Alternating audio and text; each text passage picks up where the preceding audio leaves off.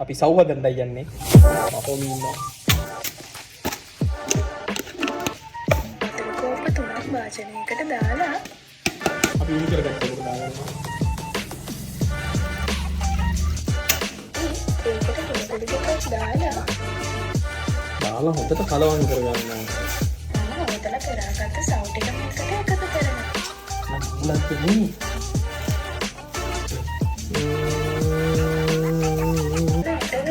සුදු පාට නැති වෙනකන් ලිපේ තියාගන්න. ඇට විනිවිද තියෙනවා කාලා. දෙන්නම් ඇටවල සුදු පාට ඒක පොඩි කොටයක් මේකට එකතු කරගන්න. කහ පාට කෝප්පියක පොඩි කෝප්පයක් ඇඩ් කරගන්නවා.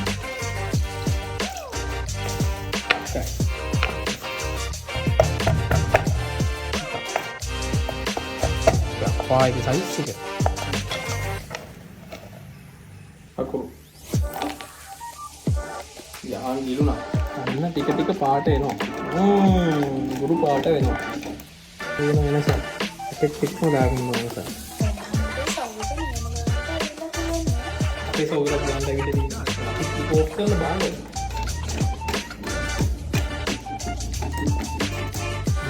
වටලක් තමයි.